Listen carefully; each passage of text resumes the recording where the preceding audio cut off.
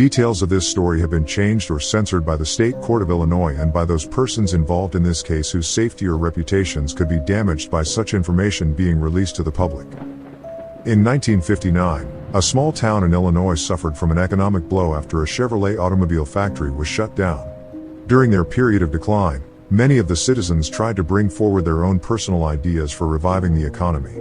A man named Travis Leroy, who owned a large plot of farming land near the edge of town, decided to use the opportunity to pursue what he claimed to be a long-forgotten childhood dream of his and open an amusement park in hopes of bringing in tourism from nearby cities.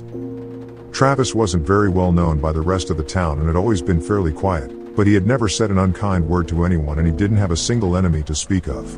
A few of the other men in town were hired to help plow the land down and assemble the buildings and decorations for the mechanical rides and carnival stands. Most of the rides were generically shipped in and set up on spot without much effort, but there was one custom attraction in particular that was assigned the most care and preparation by the founder of the project. It was an original idea of Leroy's that he insisted on including in the park, as it was one of the few things he had specifically envisioned as part of its final opening.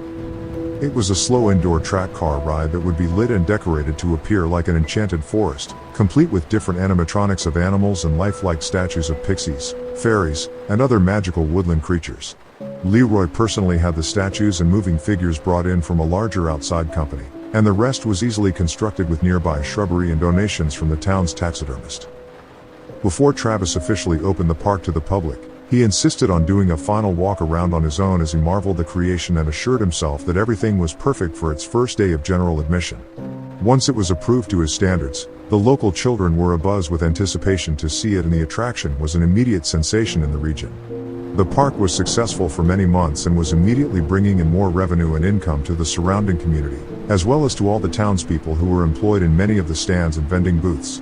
As a whole, the place was well loved by all and commonly visited, but as time went by it was clear that the enchanted forest was not entertaining as many guests as some of the other rides or games.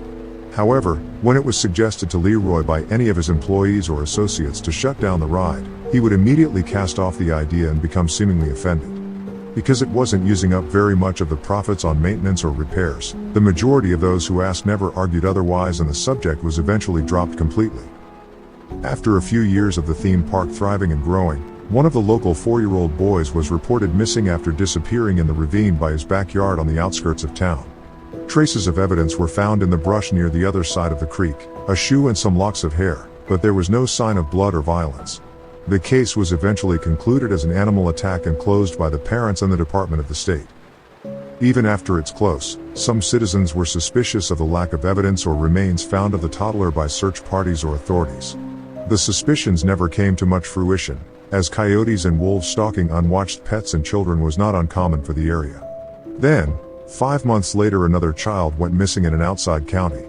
It was nearly an hour's drive to the park and its town, and thus was barely noted by many around. At least not until the town's sheriff and pastor brought to attention that the circumstances of the missing child, as well as the lack of evidence and general surroundings, were very similar to each other. Upon the pastor's further investigation, it was also discovered that the two children were very similar in appearance. They both had dusty blonde hair near the same length, and were both round-faced boys with similar heights and complexion.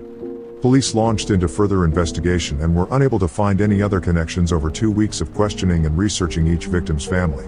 About a month into the reopening of the cases, the mothers of the boys noted that they had both taken their children to the local theme park within 3 weeks of their disappearance and notified the detectives.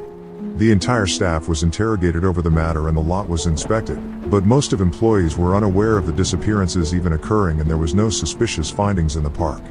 Travis Leroy was put under the most thorough questioning, being the owner of the property and main executive manager of the establishment, but answered the majority of the questions with ease.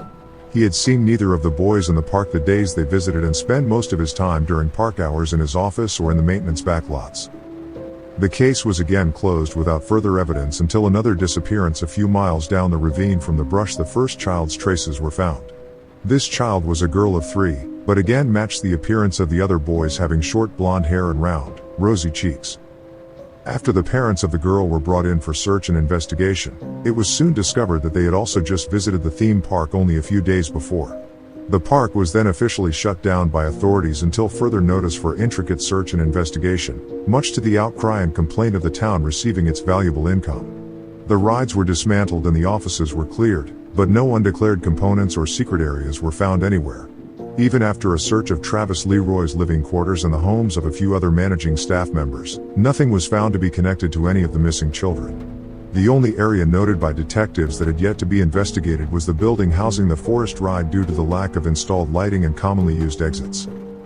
Because the only usable lights in the ride were the colored atmospheric yard lamps set up through the trees and across the ceiling, the police did the majority of their search using flashlights and lanterns. Nothing was found out of place on the track or in the cars themselves, and most of the officers seemed to be somewhat impatient to leave the area. However, the head detective became especially curious of the few display cases set up through the ride of the fairies and sprites. He requested that Leroy allow him into the cases, which Leroy denied by saying they were completely sealed off in glass and had been since the opening of the park. The detective was still unsatisfied, but let the owner and his employees off without a problem. Later that night, according to the head detective himself, the detective used his warrant of the premises to search the ride again on his own and attempt to find a way into the cases. He wasn't able to manage a way in, but what he did discover was that the sealant bordering the corners of the glass paneling was still fresh, suggesting it had recently been opened and resealed. This piqued the detective's concern enough to request another search of the building with assistance from the other officers on the case. Leroy was insistent that opening the cases would permanently damage the integrity of the display and the ride's condition, but after several different debates of policy and warranting, the police were finally able to surpass Leroy's complaints and permit it inside under state policy. On March 18, 1963, a party of 7 different police officers and investigators entered the Enchanted Forest ride in search of further evidence of the missing children. After only 2 hours of inspection and investigation that day, the park was immediately dismantled and the town nearby went down in local infamy, despite most citizens not knowing the details of their discoveries. What was found in the ride was said to be so disturbing that the photographs taken for evidence were strictly kept from the public, and many of the officers in the party refused to recall the experience. The group of authorities walked into the building and followed the car track around its winding bends and turns through the different displays before stopping at the first glass case about halfway through the ride. Armed with crowbars and paint scrapes, the police were able to separate the first 2 panels and split the rubber-like seal in a little under an hour. Immediately the scent of stale air and embalming chemicals were evident from the box, which was not unexpected due to the amount of taxidermy animals in the case to complete the forest ensemble. But there was a different smell beneath the formaldehyde and thin layer of dust that left the party uneasy and a few feeling ill. It was described as a bitter scent with a hint of sweetness, similar to that of spoiled meat and rancid flowers, as one described.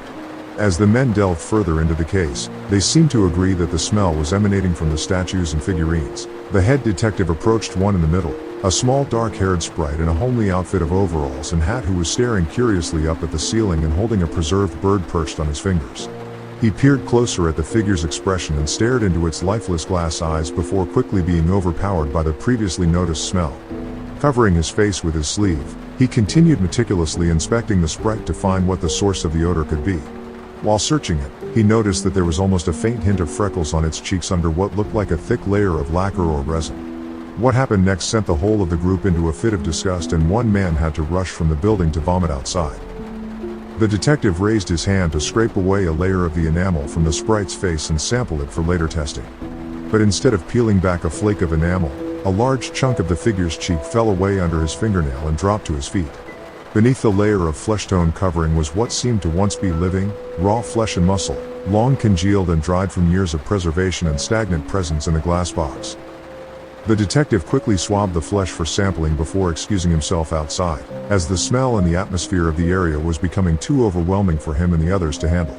More authorities were sent in after, and the rest of the displays were opened, all proving to hold the same grotesque odor and stale air of unease. All figures and statues were inspected, and almost all proved to show the same conclusion. After the entire ride was emptied and investigated, a total of 17 children's remains were recorded to be held in the ride's displays, 3 of which were the bodies of the missing boys and girl from the previous months. A few were unidentified, and the rest were found to be long-lost children of the nearby townspeople or others from a near area. The youngest child found, an infant no older than 12 to 16 months, was found to be the son of none other than Travis Leroy himself, who was said to have died at birth along with his departed wife. Leroy was immediately arrested and charged with the first-degree murder of all 17 children, and the park was permanently closed. Most of the other rides were dismantled and returned to their original owning companies, but the majority of the citizens refused to approach the building of the enchanted forest. The townsfolk held to the strict belief that the land was drenched in evil, and ill fortune would come upon any who entered it again. An outside construction team, unaware of the lot's past, was hired to dismantle the building a few years later. They refused to complete the task after being unable to remove the sickening smell and reporting sounds of children's distant laughter. The town left it abandoned after that, but kept very careful watch on it to keep any outside tourists or journalists from breaking in. To this day, the building still stands with the other scraps remaining of the park on a plot of farmland near the edge of town. There have been no reported entries of the building or visits of the property since.